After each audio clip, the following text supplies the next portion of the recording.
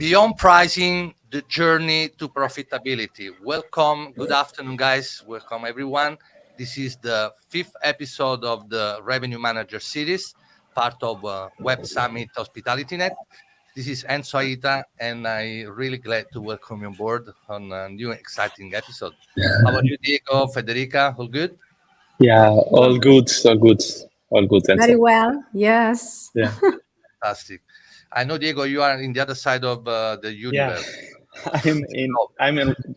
I'm just now in the Caribbean side and in Cancun, Costa Mujeres. So really happy to be here with all of you, Enzo, Fede, and the rest of the team. Thank you, Diego, for joining us. I'm trying to open the webcam to Henry. Henry is there, man. How are you, Henry? Hi. Hi, Henry. Hey, Enzo. Hey, Diego. Hey, Federica. How are you doing? All good? Good. All good? You All are good. very relaxed mood at home with the mobile connected today. What's going on? Yes. So I'm working from home today. Things with the weather. I love to go on the bike to the office, but today the weather was not so good, so I decided to stay at home and not take the bus instead of the bus. It's bad weather over there? No, it's not so good. No, it's not so good today. So, I see. hey, Yes. but I just wanted to say thank you to all of you, and we are a couple of months into our program now, and I think we are doing really great. We're getting good numbers, so thank you for that. I also wanted to thank you, Fabian, who is stepping in as a moderator of this session for Scott, who had to cancel at the very last minute. So I would like to say thank you to Fabian. Let me open the webcam to Fabian so you can join us. Hi, Fabian. Good afternoon. Hi. Hi, Fabian. Hey. Hi. Good to see you. Yeah, I just wanted to mention again too, and thank you for stepping in. That's really appreciated. You're very welcome. Anytime. Good. Right. So, Good. Federica, what is going to look like the agenda today? Can you just quickly give us, a quick... Very quick. Of course. So we are, the 5th episode, and we will kick off with a panel with great, I would say superstar. We have really superstar today because I want to quickly mention, then Fabian will introduce them, but we are having Colin Jones, who is the Regional Director of Revenue Management at Core. Then we have Antonio Duceschi, the CCO, Chief Commercial Officer at Star Hotels Group, Sibyl Luger, Regional Vice President, Account Management, EMEA and APAC at Ideas, and last but not least, Claudia Infante, Senior Vice President of Revenue Strategy at Margaritaville. And this will be super interesting. We will talk about beyond pricing, the journey to profitability, so how we can also maximize profit, not only revenue. This is super interesting and useful. And then we will close with a fantastic interview to Sibyl, made by Fabian. So a lot to listen, a lot to follow, and let's be ready, guys. It's going to be an interesting challenge for you. For Fabian? me? Sorry? For me. I was to Fabian. It was going to be a little challenging today. Actually, can you introduce yourself, Fabian? Just giving, an overlook on yourself. Yeah, of course. My name is Fabian. I'm the founder of Infinito Revenue Solutions. We optimize data, but on top of that, we also optimize the human so that they can get better at generating revenue. So we're combining the data analytics side with human behavior in order to make you a better version of yourself, so that we can truly say you're the better half. Fantastic. Right. So you know what? At this point, I will quickly open the video introduction, and then we can start the conversation. I'll see you later, Federica, Diego, and Harry. Thanks, guys. Bye. Thank you, Andy. Thank you. Bye. Bye.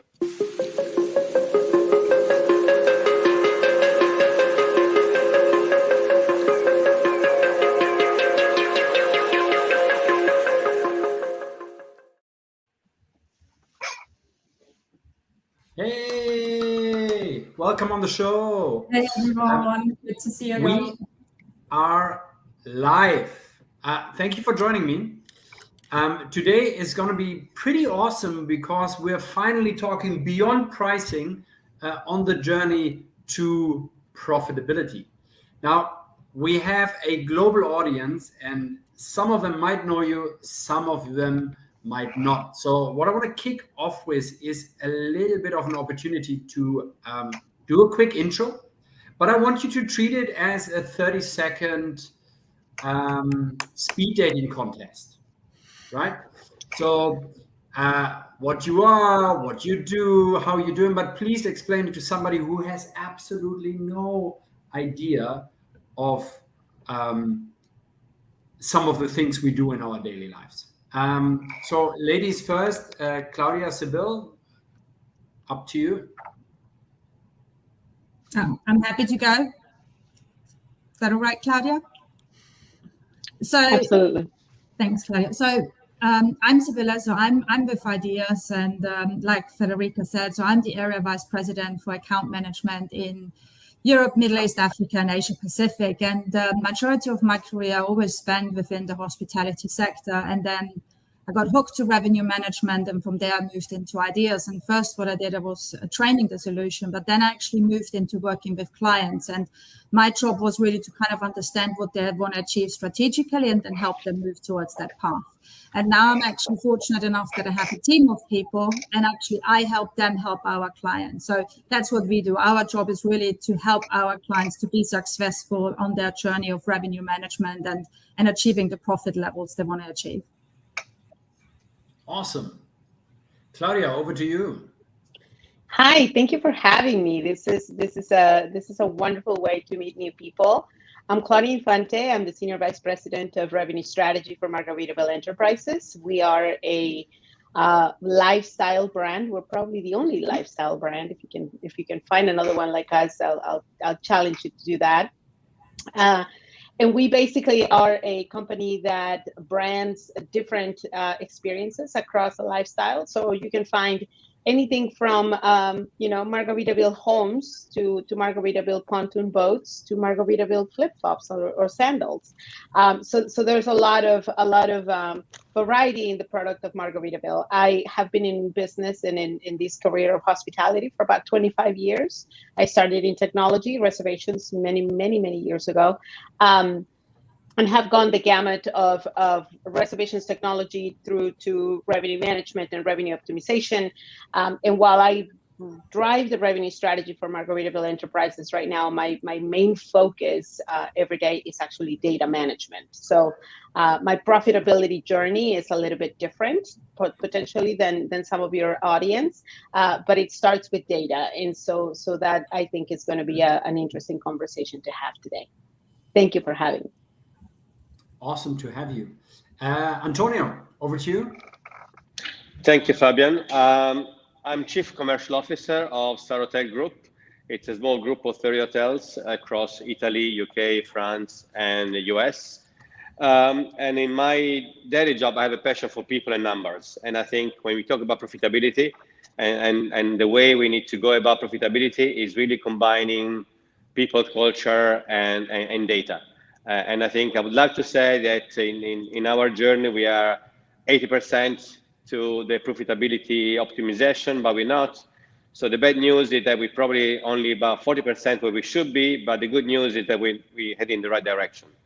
So we have a good team that has a good mindset and a culture for profit. So we get in there.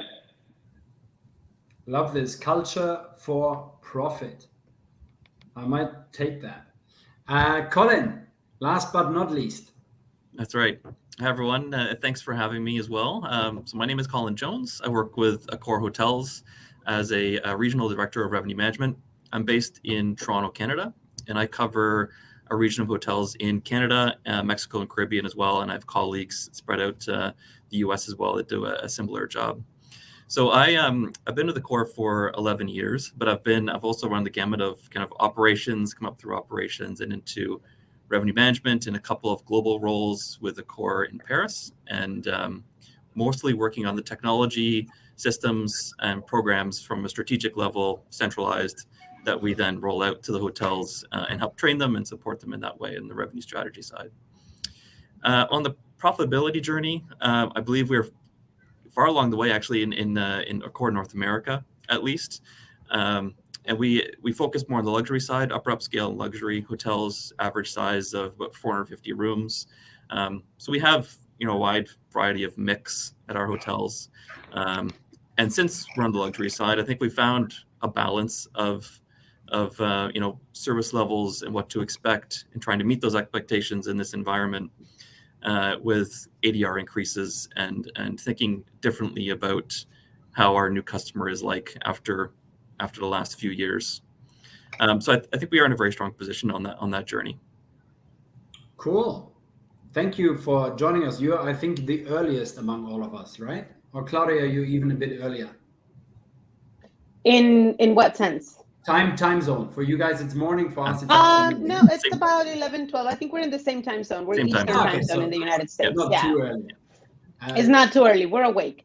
Too early for margarita, too late for... Never too early for margaritas. It's 5 o'clock somewhere. Excellent.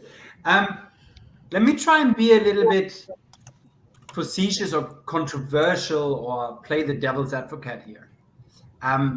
Now, we have a combined experience of about 100 years, and I think all of us are roughly in the industry for somewhere around the 20 to 25 years, which I think makes all of us below 30 still.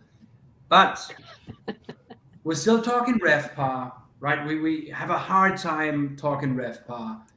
We're spanning out into channel profitability. Then we're throwing in total revenue management there, right? Is it beyond pricing to profitability something like a beyond afterlife?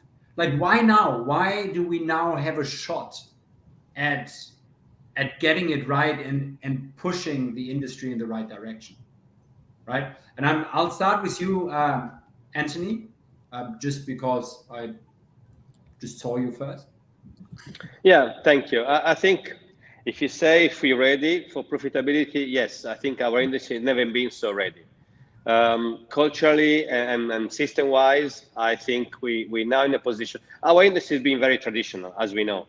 For many years, we've done the same thing over and over again, and then like a mechanical journey. And now I think we are ready to look at things from a different perspective. Ready to look at the business in a different perspective and understand that what counts it was remain in your pocket. Not what you generate, not the effort you put behind, but what really stays in your pocket. And I think the recent challenges have taught us that what counts is looking at every area where you have opportunities. And looking around us, there's so many that we haven't captured yet. So looking at the untapped opportunity is really the new journey to me. Okay.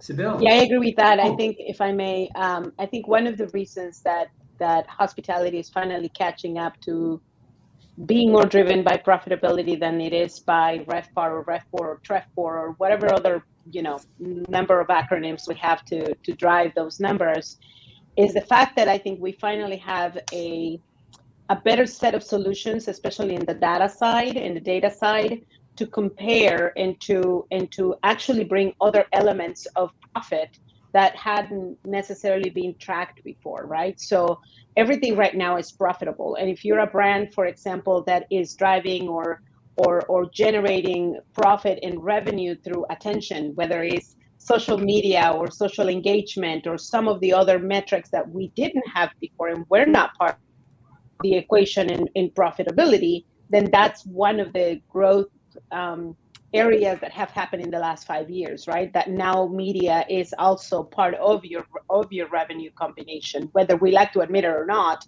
We now have influencers and people who make potentially things happen for us based on social media that wasn't a measure 5-10 years ago. So I think we're getting there, and technology is definitely driving in that direction. We're still a little bit of ways away, but I think there's more opportunity now to track some of those other areas. Yeah, and for you it's crazy, right? You have everything. You have everything essentially from cruise to I think radio and podcasts, and music, right? So it's a data feast. It's like the buffet of data. That's a really good term. I'm going to steal that from you. We have about 17 or 18 different business lines or business verticals. So yes, we have data basically coming out of every way, right? The challenge with that is, how do you standardize that data? How do you put it together in a way that is functional and that is usable, not just by one unit, but by all the business units? And how do you make it actionable? Because data for data's sake is just taking up space in your racks. It's not necessarily bringing you any value until you're able to actually action on that. So there's some challenges in that too. Totally. Let me throw that over to Colin right now, because brands are generally known for having those hardcore processes and standards in place, right? Because globally, I think, Claudia, I can speak for you as well, as globally we don't have a data standard, right? So being in a position where you have that Accor brand with you, Colin, did it make it easier or more difficult, or it didn't really matter? For us, I think, when Accor bought Fairmont back 6 years ago now, I'd say on the luxury side, it was a little bit different. We had processes in place, and things were, when programs were rolled out, things were rolled out to the hotels. Things were very stringent. They were tested, they were perfected, and they were put in place when they were at a point where they were working, and we knew they would work perfectly. When you're in a part of a bigger company and different scales of hotels, I think this works a little bit differently. And so we've had to adapt to that a little bit.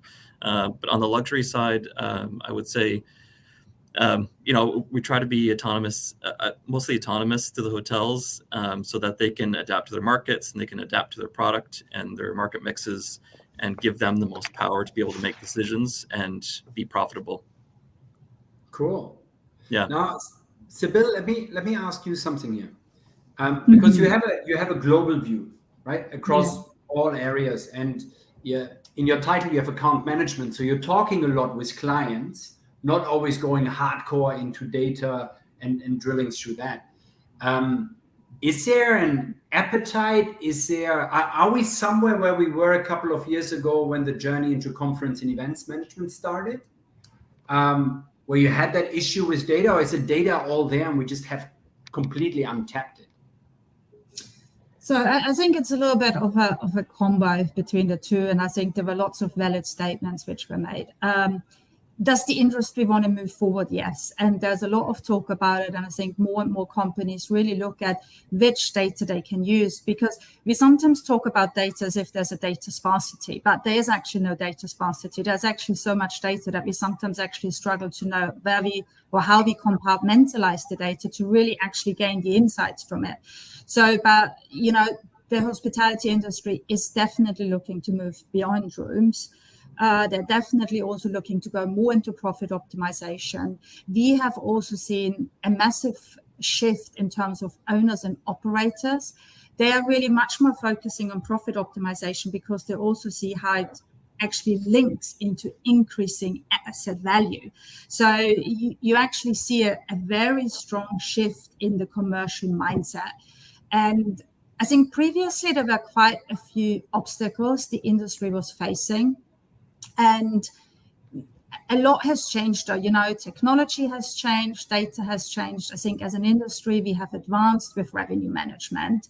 And I think, and I can see that the industry is ready to move forward with it, but it's also a little bit pushing outside of your comfort zone, right? Because we're all very comfortable looking at the rooms revenue side. Okay.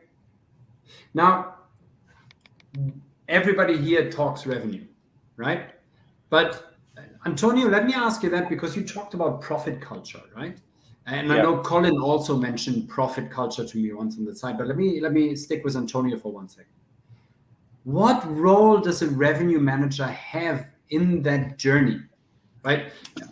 Do we need to evolve it? Do we have the right people? Can we take what we have right now? and make them or mold them into the right people?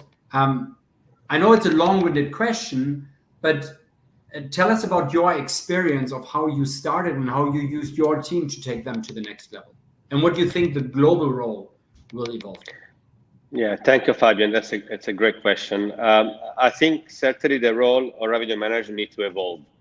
They need to be more of an advocate of profitability culture rather than subject matter experts. I mean, there's so many experts, but just doing the job and doing the job well is not enough today. The profitability is not done by one person. It's done by the culture of a company. Everybody needs to buy in. So as a revenue manager, you need to make sure that you are speaking people languages. You're not technical. You're just making people understand that there are opportunities. You open people's eyes. And I love when revenue manager walk around the building and say, hey, why don't we convert this meeting room that is occupied 20% of the time into a shop that probably going to make more money? That's the job. It's not changing rates. It's not yielding rates. It's really to look at opportunities. And I say to my team, try to look at hotels like empty buildings. It's not just living rooms. It's not just restaurants. It's empty buildings that you need to fill with opportunity. And every corner might have an opportunity for new revenue lines. I think the role of revenue manager really is to advocate the culture of profitability with people and tell them that every opportunity needs to be captured and thought through. So really, it goes really beyond the expertise and the technicality. Of course, as we said, tools are important. Without the tools, without the data, you don't have the proof that what you're doing is correct. But the idea is to change people's mind and particularly make people embrace your ideas. So they need to be good communicators. They need to be able to talk to owners, talk to stakeholders, and the way they come across is 50% of what they know and 50% how do they explain that. Not easy, but it's a job change. Whether I have the right people today, some of them, they are the right people. Some of them will stay probably just on the transactional side. And some of them will evolve because they have the skills, they have the mentality to do the step up. Okay. Now, let me pose one question then as a follow-up to yours, to both Claudia and you, Colin, right?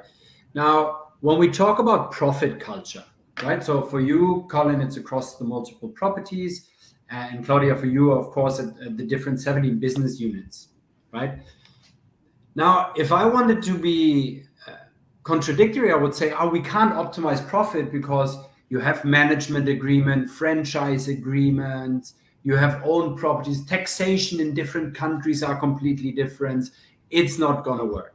But how do you instill that mindset? And I think, Antonio, you said it's advocating that mindset into the hotels and into the business unit so that the swarm swings in the same direction.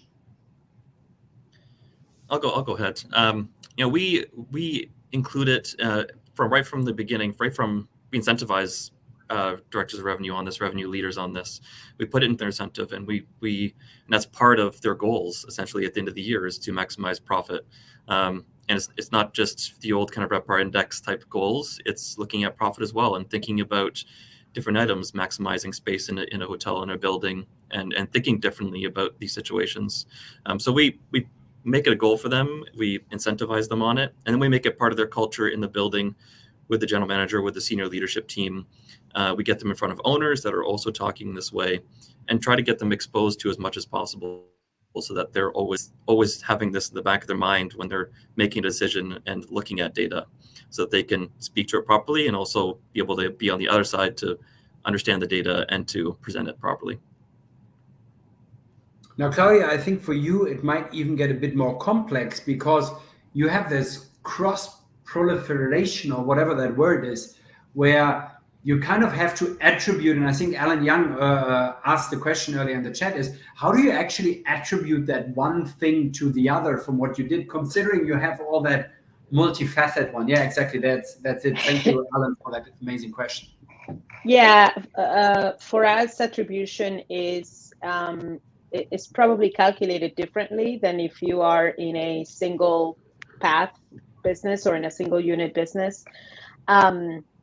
in the case of the question about influencers, for example, it really depends on the goals, right? It depends on the goals that you put in front of the influencer when you're doing contracting and whatnot. Is you go in with a mission, and whatever that mission is, that's why you attach your goals, and that's how you attribute the value. So if the goal of the influencer is to bring room nights to a slow period, and we see the lift based on that, we attach a lot of promo codes and things like that so that we can track. And here's the most important part is trackability of the offers, or the way in which you validate your strategies is probably the one thing that you need to think before you even start a program.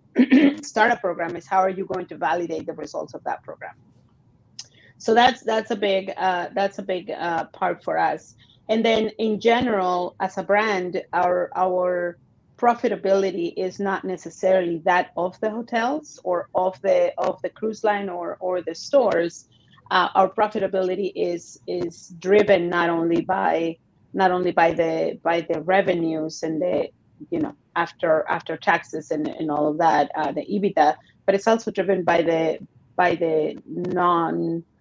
non-tangible items, if you would. The likability of the brand, the awareness of the brand, the net promoter score is something that we look at very carefully, right?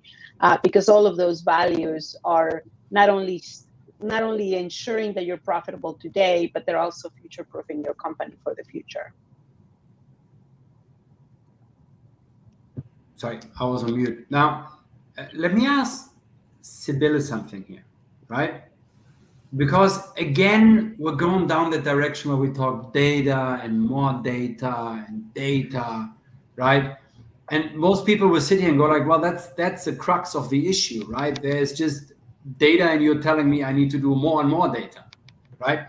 But is there a single, you said earlier, total revenue management, right? Is there a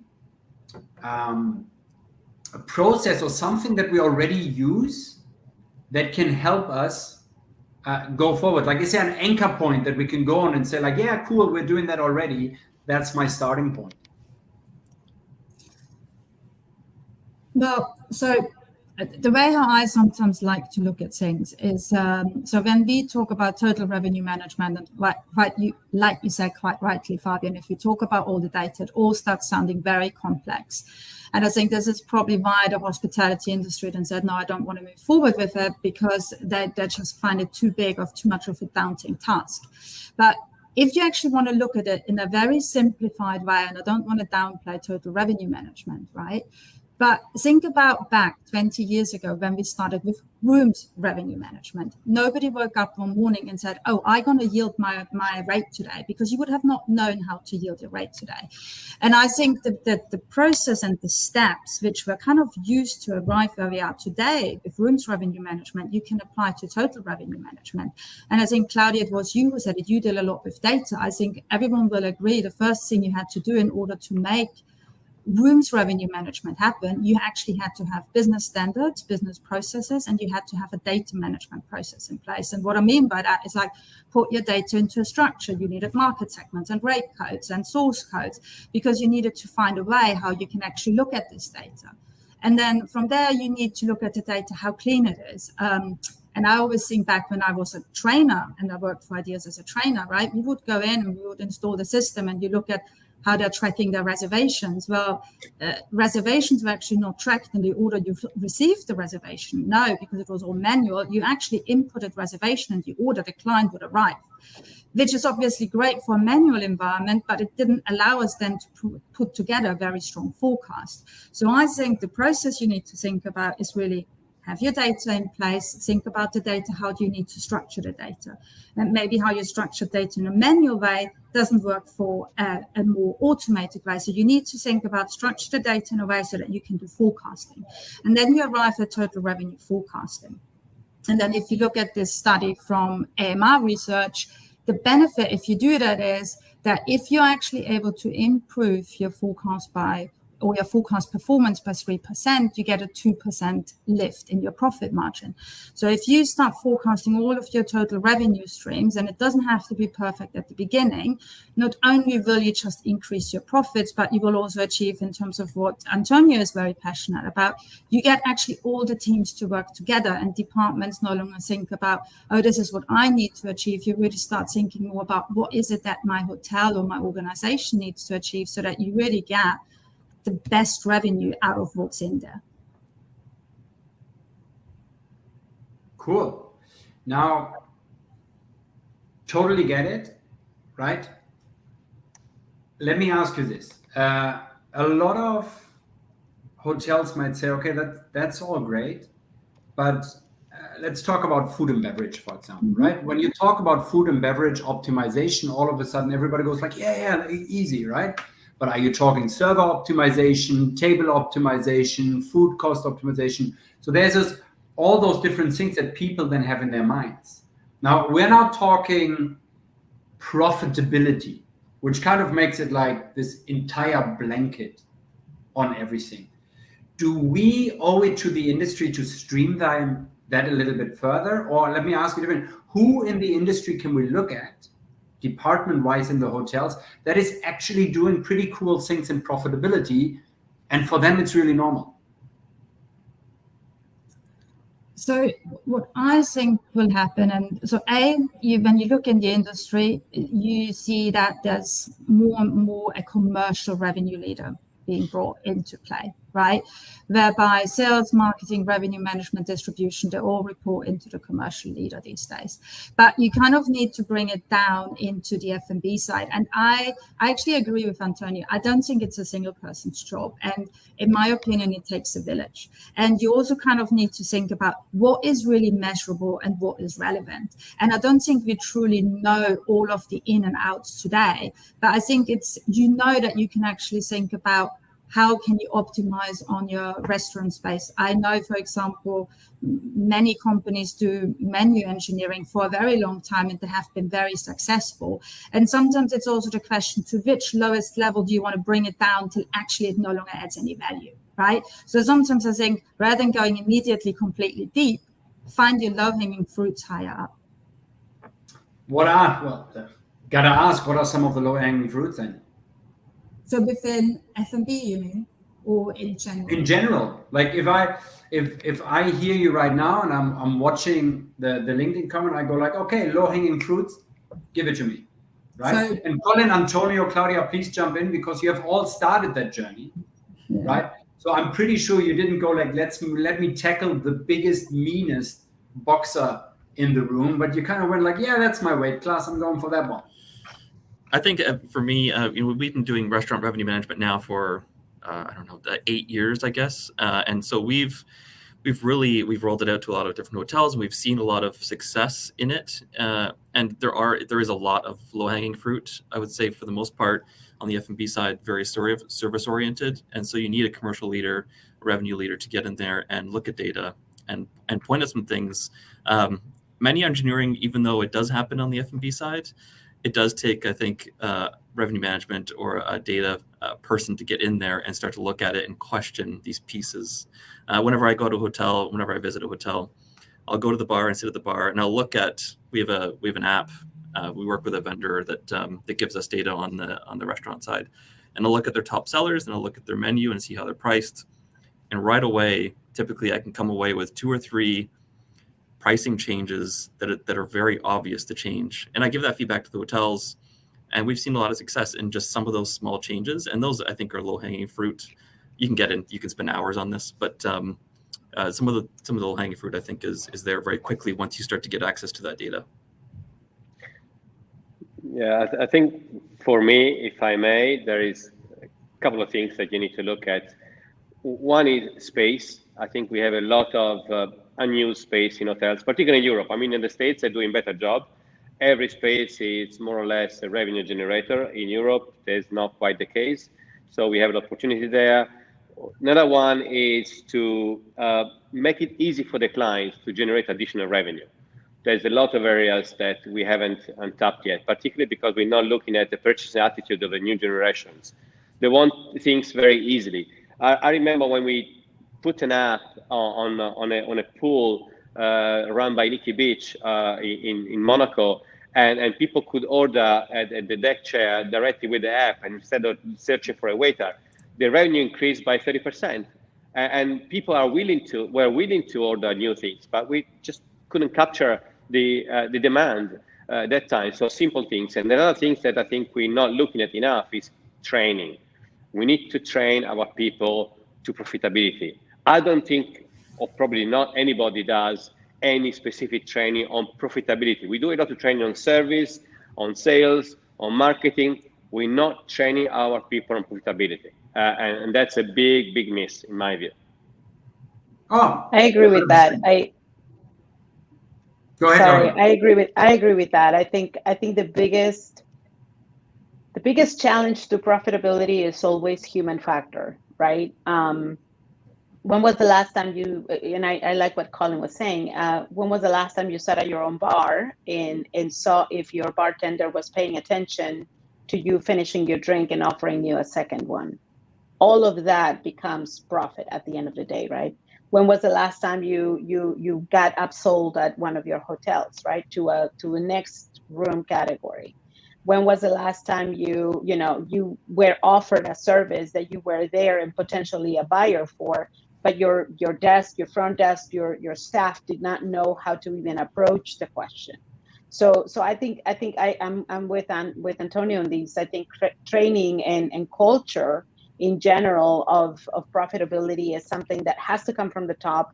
It has to be embedded in everything we do, whether it's everything from training to implementations to operations to daily reminders. If you have a daily stand-up meeting, that's a message you want to drive every day to your staff, because otherwise we all have lives to live and jobs to do, and we go away and forget what was said on the stand-up meeting.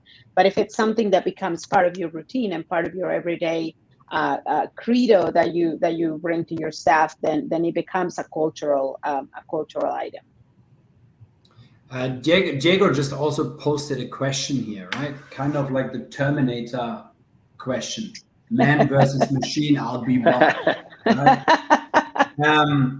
So now, everyone here said it's kind of like the biggest challenge is the human factor, right? I think Diego put it a little bit nicer. No, he said, are we going to be replaced by machines, right? So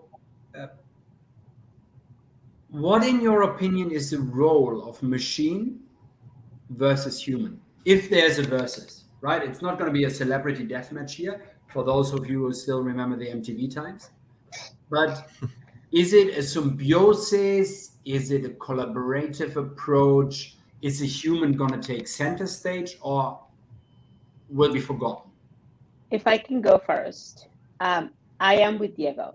I think revenue managers are going to be replaced by AI, and actually they are already. If you think about ideas, right? The system can make and can provide decisions in seconds, and that's something any human being cannot calculate fast enough. We do have the capacity, we wouldn't do it in that length of time. I think the role of the revenue manager and whatever revenue leader, whatever title we want to give the revenue leader in an organization, needs to change, but it needs to change with embracing the technology and the AI and the capabilities of that AI. There is a reason why Amazon's artificial intelligence is one of the most profitable of all time. Is because it's continuing to learn what the consumer is doing and what we are buying, and that's how we all end up, having, especially in the US, an addiction to Amazon. So we need to let the AI do what the AI does best, but we as human beings and as the leaders of the revenue and the strategy of the revenue optimization need to lead that strategy, and we are the ones that need to provide that AI with the data and the information and the guidance to achieve our goals. We become more of the driver of the bus, and we let the AI do the pedaling. So if that, but that's the tricky part, right, Claudia? Because we just said it's the biggest challenge. So it is, but it is a 5-year-old to drive a Ferrari. right? Oh, it is a challenge, and there's no question that you said it right. You cannot ask an everyday person to drive a Formula One car, right? That doesn't happen. That comes with training. That comes with understanding. That comes with practice. That comes with trial and error. So there needs to be a process in which us as professionals are educating and continually changing our methods so that we learn how to manage these technologies. But at the same time, if you don't do it, and if you just put it on the side because you don't understand it, then you're never going to get there. So potentially, we all need to go take a data science class, or we need to make friends with people who do data science for a living and try to understand how AI works so that we can then drive the process going forward. But I think ignoring it is not the answer. I think it's, let the machines do what the machines do best. That's my view.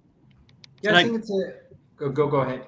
I was just going to say, I agree with a lot of that, Claudia, as well. The machines are really good at organizing data and putting data together, and we work very closely with the RMS every single day, and it does organize the data, and it can make very fast decisions for you, and I think that's very beneficial. But I don't think we're ever going to lose that human factor, no. because things like the last 2.5 years have proven machines or AI would never be able to do anything for you. It never would have been able to see. And even with the increases, when I think of some of the ADR increases that we've seen over the last kind of year and a half, I don't think AI would have ever put us in that position. So I do think the human piece is super important, but you have to be able to manage that system well and interact with it, engage with it, and make sure that you know the ins and outs. Yeah, totally. I think it's more in the data analytics world outside. There's a big discussion around vertical intelligence, right? You might want to call it subject matter expertise, whatever it might be, right? But it's essentially both working in symbiosis and doing what they do best with each other, right? So now I listened to everything for 43 minutes, right? How to get started, right? How do I now get started in my hotel, in my group of hotels, and I sit in my bubble? And I think Rebecca posted an interesting question. She said there's a missing acceptance of operational departments, right? So if I now sit back, and all of you talked about collaboration, all of you talked about this unity of people working together, right? So what can I do right now, getting off this webinar, and start doing from tomorrow? Something simple, right? Like putting on my shoes to go for a run, right? Well, what can we do tomorrow? And Sibylla would be interested to also hear from a data perspective side and from an overarching perspective how we can get them pushed. Well, so I mean, if you want to have just a very, simple to do for tomorrow, I would suggest you have a meeting with somebody, for example, from your sales and catering team, right? And you can actually brainstorm together how you actually start looking at the demand which is out there, and rather than trying to put a fixed structure into it, right? Try to look at data, right? Because I think for me, meeting and events is something which is very much still untapped. There's very little forecasting happening in the function space area. And if you really want to say you want to take advantage of data, you really have to start thinking also a little bit, what's your current technology landscape? Who are all the vendors you have actually? And how do these vendors play into each other? And can they actually help you on your journey of profit optimization? Because, you can say, okay, I collect all the data, I know how much a channel costs me, but if you're not able to yield on this channel, what are you doing with this information, right?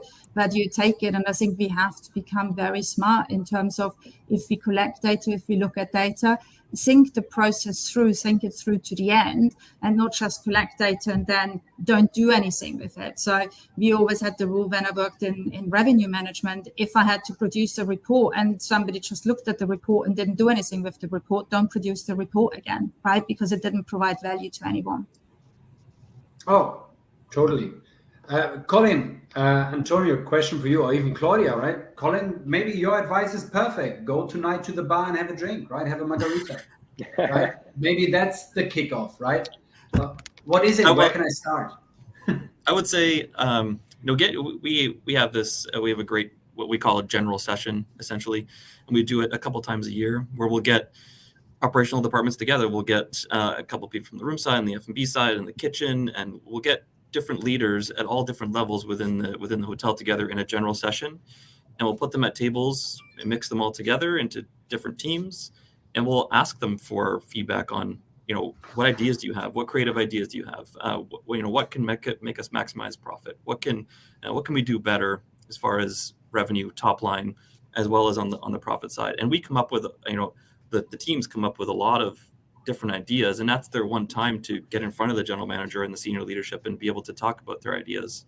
That works well. I think that's something that you could do very quickly, is get your teams together from all different levels, ask them their thoughts, get their feedback. They're the ones interacting with the guests. They're the ones that see the opportunities a lot of the time. Get them together and hear from them, and then your job is just to put it in place and help to create that culture in the hotel. Excellent. Antonio? I think a quick thing that I will do by hearing all of you, because everything we do communicates, I'm going to change the title of the VP of Revenue Management into Profit Ambassador. Now, it might sound a bit extreme, but I think that's a challenge. Tell people that you're doing things differently by changing things. I think changing the culture is very important, and they might not like the new title, but I think that's what they're going to do tomorrow. But joking apart, I think the 50% is the culture portion, the 50% is daily practice. I'm insisting that, by looking at opportunities every single day, it's more like taking a Six Sigma approach for those who are familiar with that into profit, or in a more simple way for those who are familiar with the book of Jim Collins, From Good to Great. The book has been around for over 25 years, but I think it's still very valuable. Try and improve little things bit by bit. You can't change the world only once, but if you change every day something in your attitude, in your daily life, then probably we're going to do something good. Excellent. Thank you very much. And Claudia? I would say it's probably a three-pronged problem, right? You have to look at your data. You have to know what you know and what you don't know, and try to figure out how to get what you don't know. The second would be, when was the last time you took a trip through your own business? When was the last time you called your own call center to find out if they are, selling your property the way that you'd like to be sold, or if they're offering upgrades, or if they're, again, all those revenue opportunities that are there every day, are they being utilized? Are they being executed by your teams? And that goes, again, for the front desk, for the bartender, for the staff at the restaurant. Are they offering you dessert, or they're just letting you go after you're done with dinner? And that goes everywhere. And then the last and not least, and I think that's a different conversation for probably for another episode, but the landscape of technology. Somebody mentioned it, I think it was Sibylle, and it makes absolute sense. What's the landscape of the technology do you have? Are your systems and your vendors collaborating and connecting and making sure that the data is going where you need it, so that it can be processed and actionable? Otherwise, again, you're just drowning in your own data. Okay, superb. Now, I was vividly writing notes and trying to take all of that and put it into a to-do list for you tomorrow morning, right? In one or another sentence. Number one, I think from Colin and everybody else mirrored that, is very much, it takes two hands to clap, but it takes more to make music, right? So you can't just sit there in your bubble thinking that you will solve the world's problem. You need to ask even the servers in the front, even the front desk agent, all of them interacting, right? Number two, I think Colin alluded to that as well, is nobody's perfect, right? You're going to get some right, you're going to get some wrong, but overall you will see improvements over time. Sibylle and Claudia, both you highlighted data, right? Get your data in order. If you don't have that skill, crikey, you're on LinkedIn listening from somewhere in the world to 5 people who sit all over the world. Ask someone, post it as a question, right? I'll bet you will have hundreds of comments the moment you ask for help and say, how do I get started? How can I do that, right? We're nice people on LinkedIn, honestly. And if you don't have the tech, then get the tech, right? This is not 1950, right? You have more than an old clunky system there. It's actually new technology, sexy and good.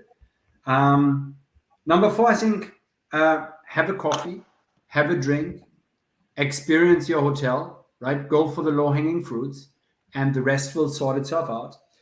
Number 5, Antonio, you said it, Six Sigma approach, right? I would say one step at a time, right? Put on your shoes, tie your shoelaces, right? And in no way or shape or form will you be able to run a marathon. Give it 2 weeks and you will be a pro. And then last but not least, have a plan, right? A bit like Forrest Gump. If you don't know where you're going, you'll just never keep end running. up there, right? So this is not a peekaboo game, right? Or catch. This is you trying to change the way, and everything changes with one little thought. If I've forgotten anything, please let me know and chip in for final famous words. In Alice in Wonderland, there's a wonderful quote that says, if you don't know where you're going, it doesn't matter which path you take. So that's the first one. Know where you're going. Oh, 100%. Or what was the other thing that I read? If you don't take the shot, you are for sure going to miss, or something along those lines. You miss all the shots you don't take. Yeah, correct. That's one. Thank you for being more Michael elaborate Jordan. on that one than I am. And Wayne Gretzky said it too, I think. Oh, yeah? True. Frederica said we still have a couple of minutes, right? So let me ask you that one thing. You all started the journey. You all went for the journey. What was your biggest challenge of getting it done, right? Can you remember that point where you said, thank goodness I jumped over that hurdle? I would say it's the senior leadership team, getting them on board and getting the senior leaders in the hotel on board. I think that was the biggest obstacle. Where they weren't on board, we saw very little success in the program and the rollout, and looking at the down to the lowest level. So where we got them on board and where the GMs and the leadership team was excited about it and passionate about it, we saw the most success. So just getting them on board and making them passionate about it. Cool, thank you. And no, Fabian, I sometimes think a little bit going down the lines of what Colin just said. You need to talk about it, and just because you mention it once, people will forget, because there are so many things talked about every day. So you really kind of need to have a campaign in place for whatever you want to do, call it internal PR, but you really have to think about, how do I showcase the benefits? How do you motivate people to join you in that journey? And how do you kind of like celebrate successes, and how do you get other people to say, hey, I want to be part of your team? I think it's really cool what you're doing. I think it's spot on, right? Please don't think it cost you millions of dollars to get started, right? Or, correct me if I'm wrong, but all of you, Antonio, Colin, Claudia, when you started on that journey, you didn't say like, hey, boss, I need a budget of $10 million, right? No, you kind of said bit by bit. And that, there is a saying that says, when in doubt, do something. And I think it's just about starting. If you want to start, as we said, in a perfect way, you will never start. And you always will have an excuse not to do it because it's not tested, it's not perfect. As Colin said, probably we're not in a world now where we can have the luxury to test everything first. We need to start from somewhere, adjust it, but at least you get it started.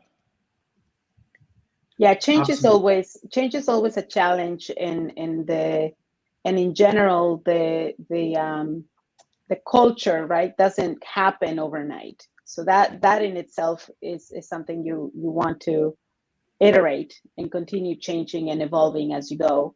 I think for us, the biggest challenge was actually trying to get standardization of systems across all of our business lines so that we could get the data in the same place.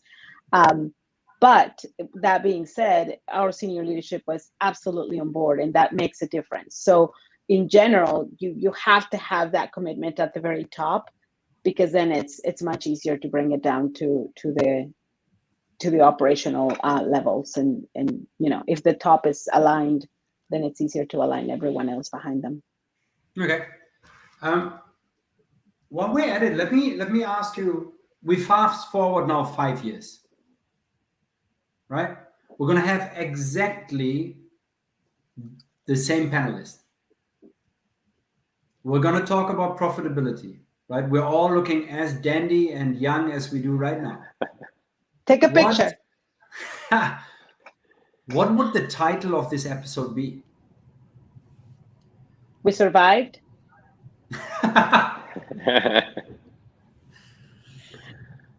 Would it be beyond profitability?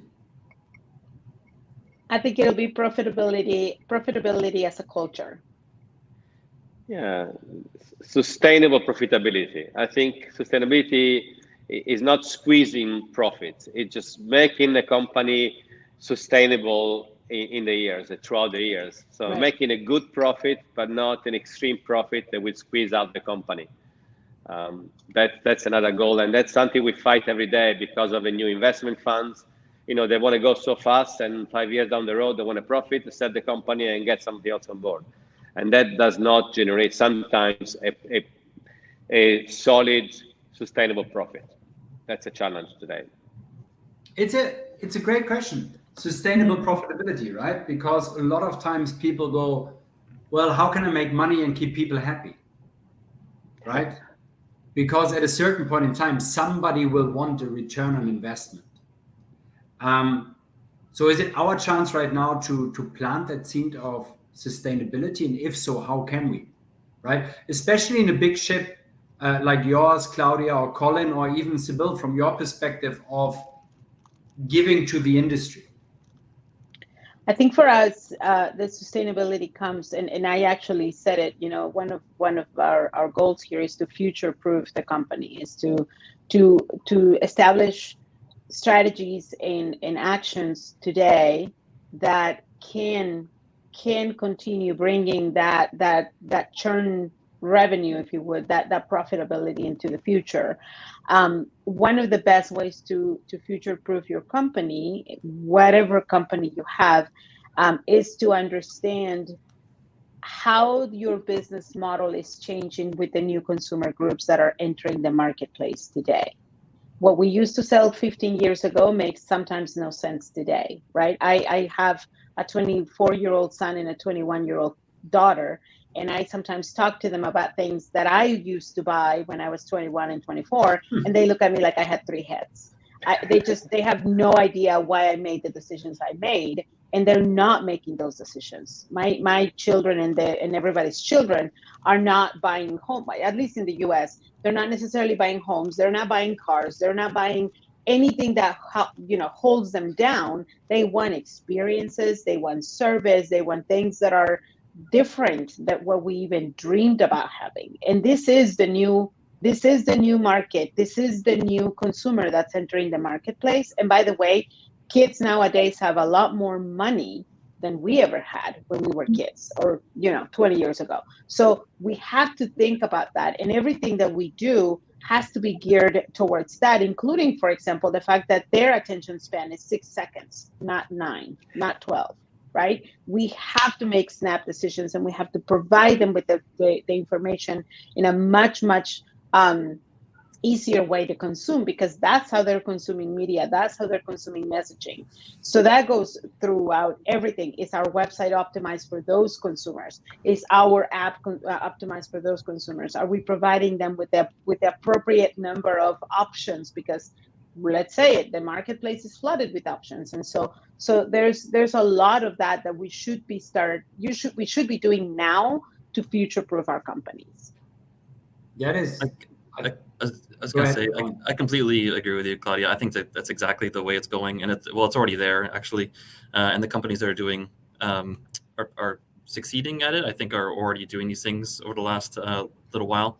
And kids just need this constant piece and activations and experiences and something different. You're not just going to a hotel restaurant, hotel bar anymore.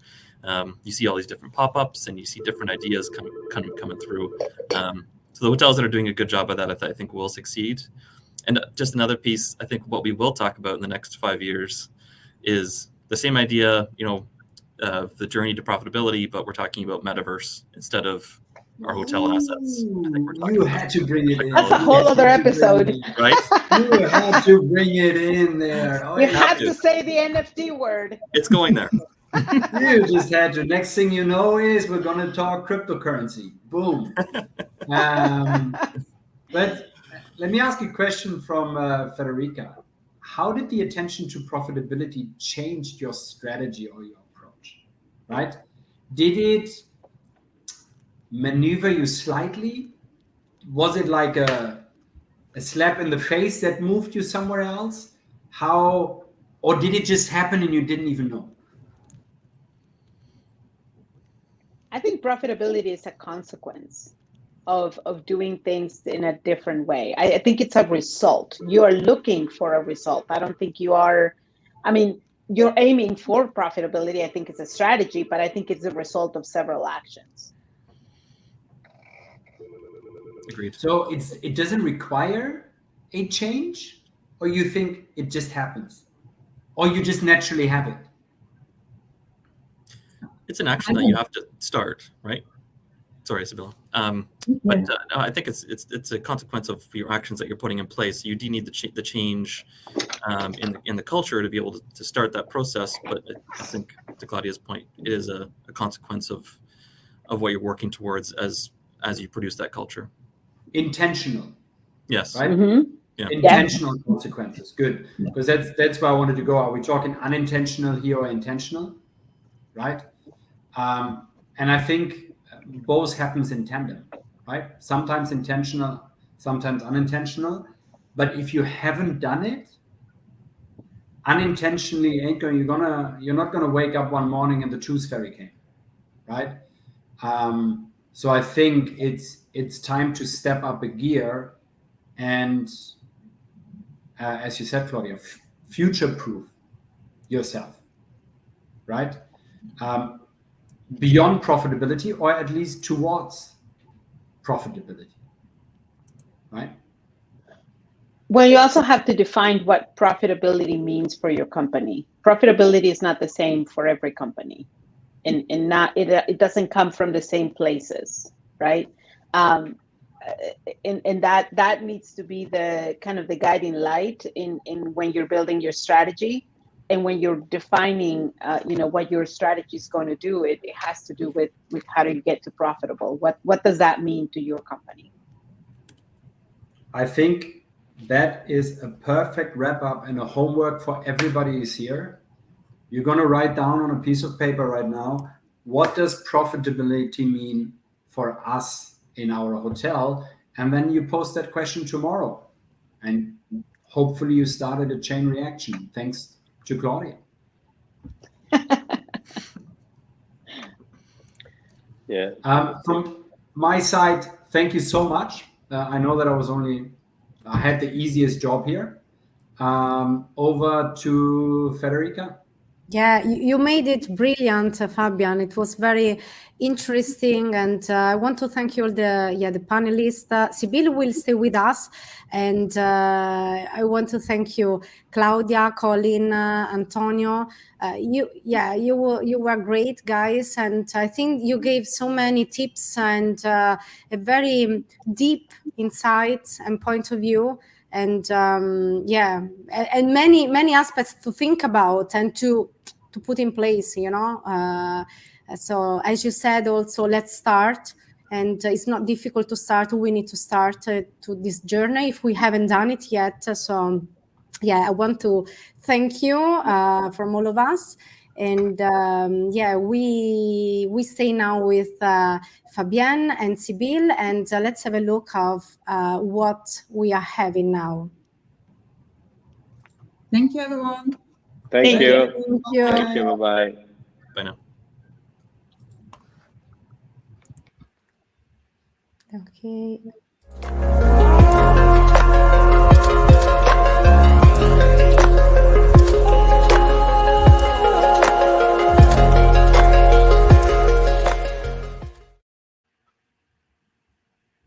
Hey, welcome back. Thanks for staying on. Hey, Sibyl. Joining us from the UK here, Regional Vice President, Account Management, EMEA and APAC at Ideas Revenue Solutions. Now, we have spent nearly an hour talking about beyond pricing, on the road to profitability, right? And if I sit now back home and I think, okay, where do I get started? I can go a million directions, right? So can you give me the optimal approach to profit optimization? Like, can you point me more into the direction before I'm going out there? You know, Fabian, I wish I would have the magic ball. I would wish I would have the magic answer to that. Because personally, I don't believe that today we have the answer to what's the optimal approach to profit optimization. Maybe we have it one day in the future, but I think currently it doesn't exist. And I like to more think about it like the saying, many ways lead to Rome. And I think it's the same with profit optimization. And it's a lot more important when you, or as a hotel or as an organization, when somebody thinks about what should I do in terms of profit optimization, it needs to be the right thing for you now at this point in time. But you equally need to admit that or stay on the pulse that if you advance, if your knowledge advances, if you know you're doing something really good, then you might have to change. And that could be driven by internal factors, that could be driven by external factors. I think we all know that the industry overall has definitely started to account for costs, and they want to know which costs are associated with their revenues, and ideally they want to fold that into their strategies. But unfortunately, it's sometimes not that easy to fold it into your strategy, because your business might not be ready, or your business might be only to a certain extent ready. Then it depends what sort of data do you have available, and then what are the capabilities you have when it comes to your distribution landscape.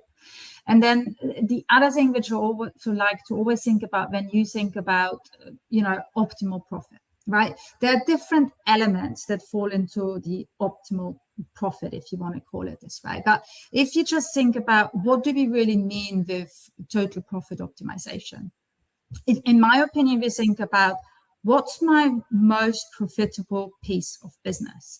And that has certain elements, that has cost elements, and those cost elements can change in terms of what business you are. So if you are a business which has a lot of long stay business, then servicing costs can actually have a big factor. And how you actually assign the housekeeping and how often you run your housekeeping actually impacts that.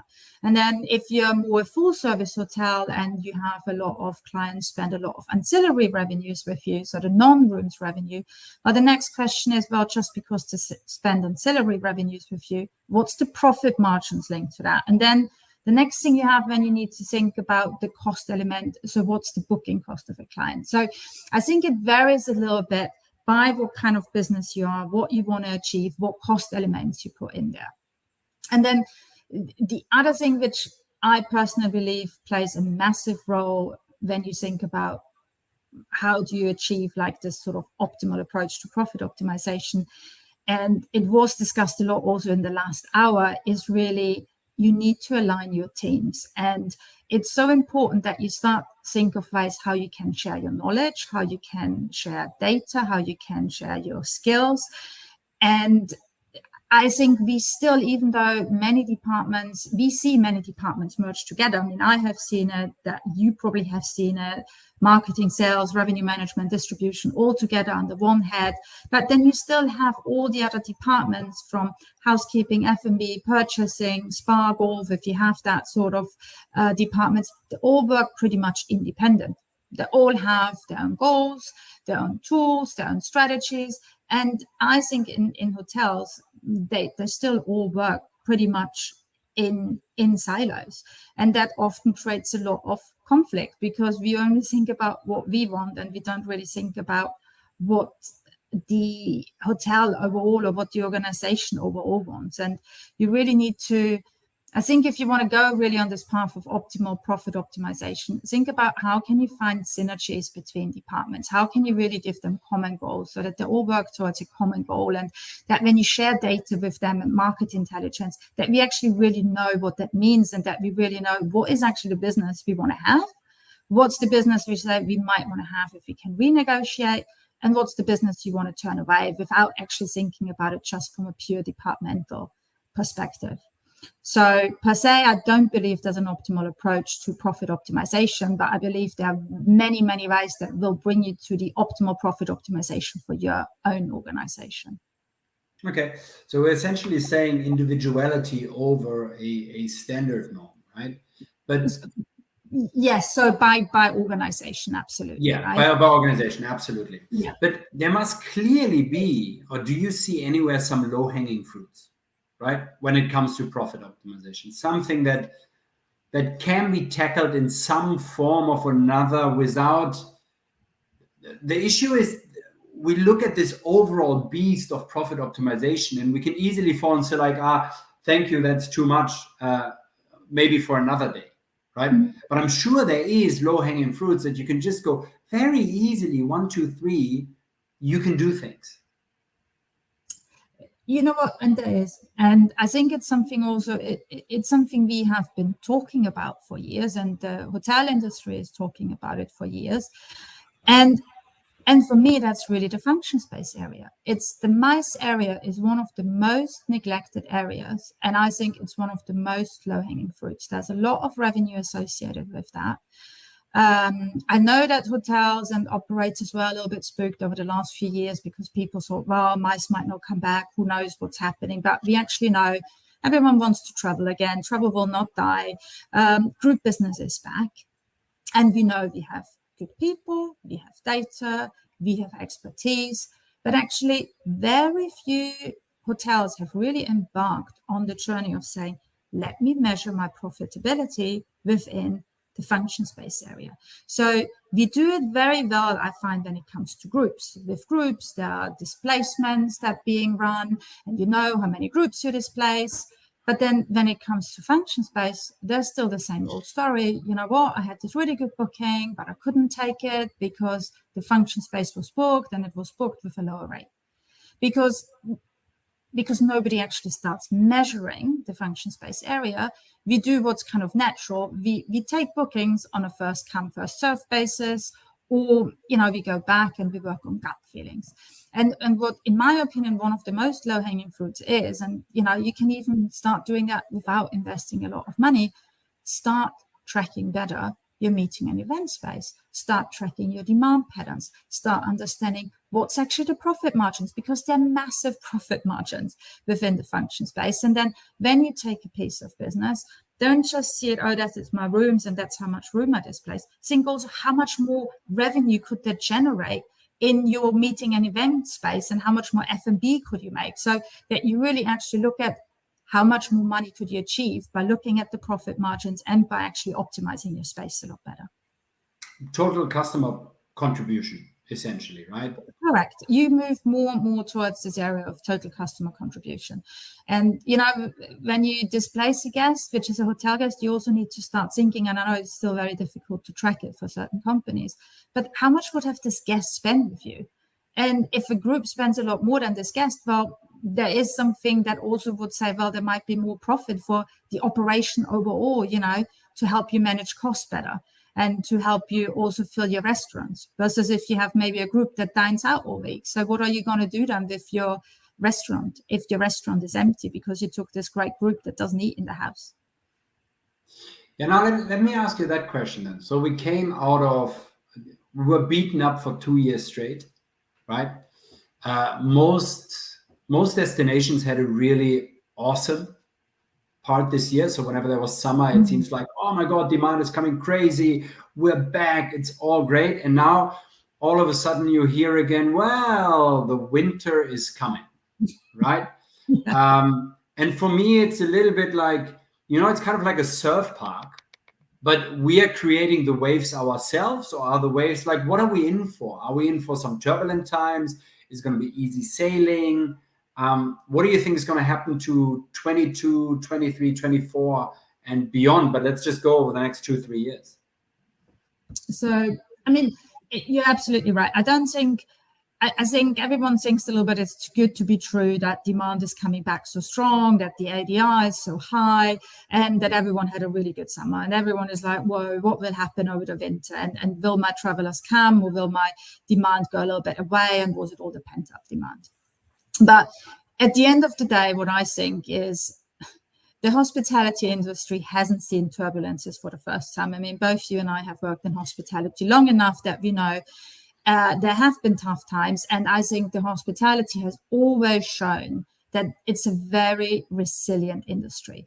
And personally, I think just because you don't know what's going to happen in the next 2 years, that shouldn't be an excuse for not saying now is the right time to actually start moving towards total profit optimization and going really into this area of saying, I need to do something. Because typically also, you should always invest if times are not good.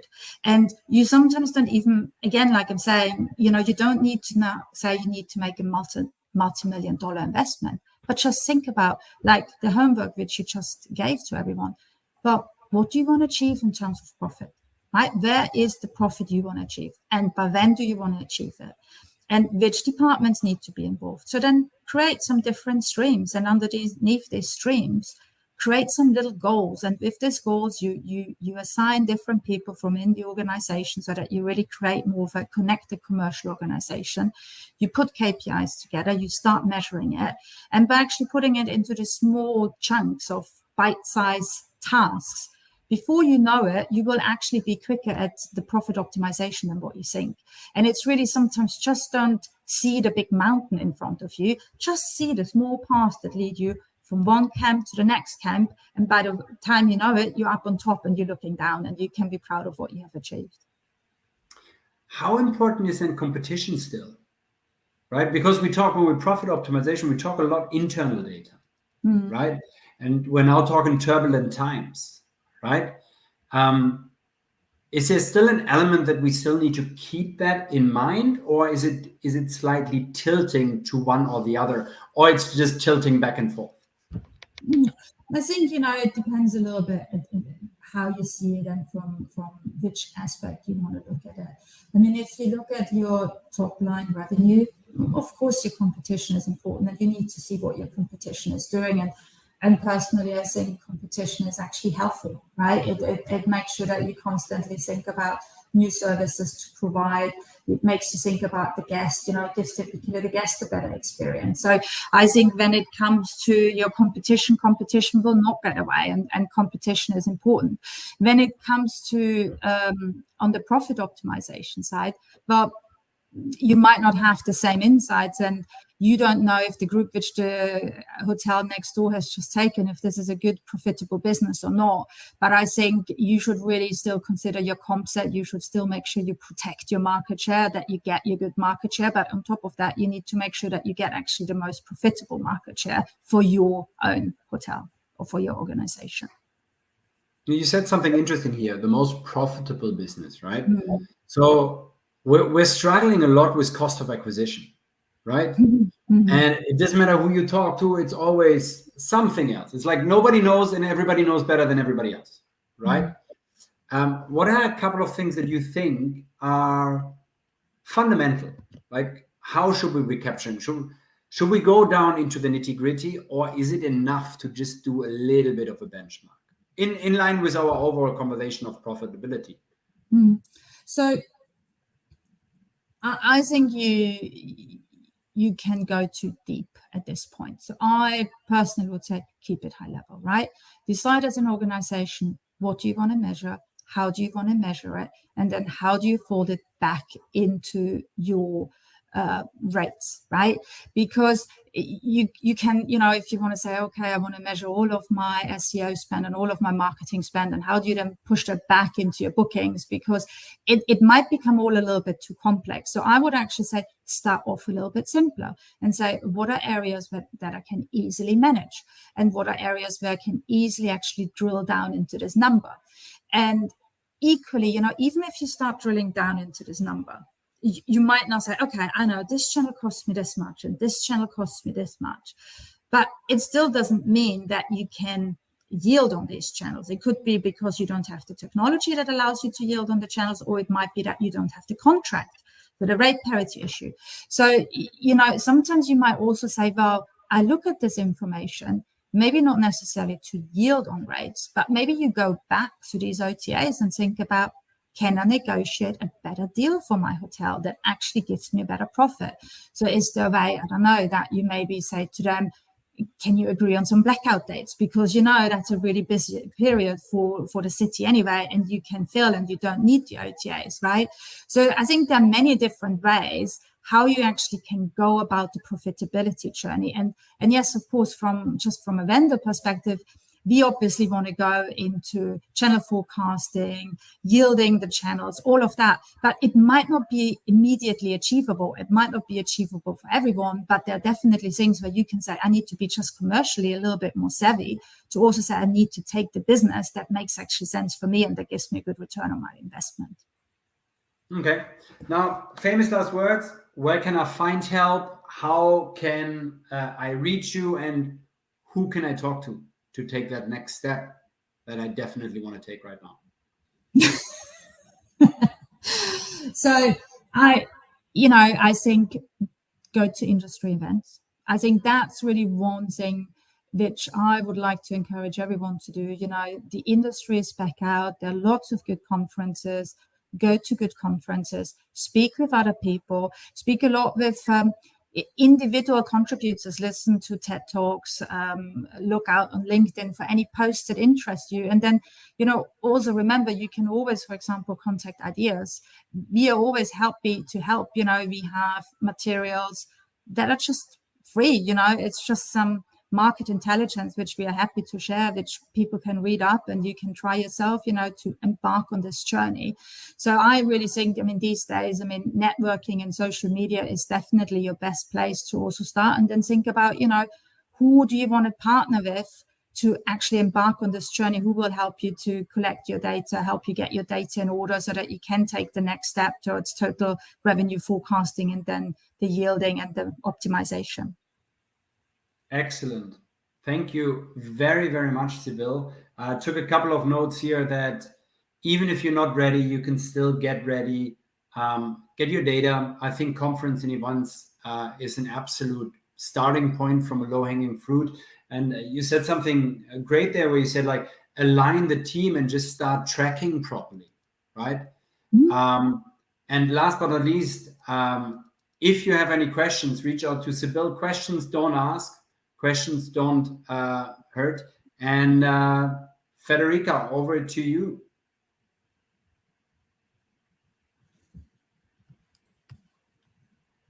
Here we are. Thank you, Sibyl. Thank you, Fabian. It was really interesting to follow you, to go deeper in this topic, and also to have some advice. Very, very, very interesting. So we are back with Enzo and Diego. Hey guys, and, yeah, I was just also putting some text below. You see, don't forget, guys, there will be another episode in November the 3rd, and it's going to be again around revenue management meets customer service. So won't lose this opportunity. Please feel free, Federica or Jill, if you are watching, to add the link of the event page where people can subscribe so they won't miss the next episode. Thank you. Sure, with pleasure. And of course, we will be next time always on Thursday, 3rd of November, and always with ideas, indeed. So again, and we will talk about this great topic. I will share the link now. Fantastic. Diego, last word from you. Yeah, thank you. And so I think that it has been one of the best panel that I have never been. Hey, thanks, Fabian. Yeah, I mean, being a professional of the revenue management perspective, having the opportunity to meet all these superstars of the industry, you learn a lot. So it was impressive, and I truly believe that if the revenue managers are not changing the perspective, we are going to be replaced by machines for sure. Sorry, I'm in the middle of the hotel. I don't know why there is a siren here, but sorry. It's not the police. It's not the police. Nice part I of swear to life. God. Yeah. So Police is catching you, man. I know that.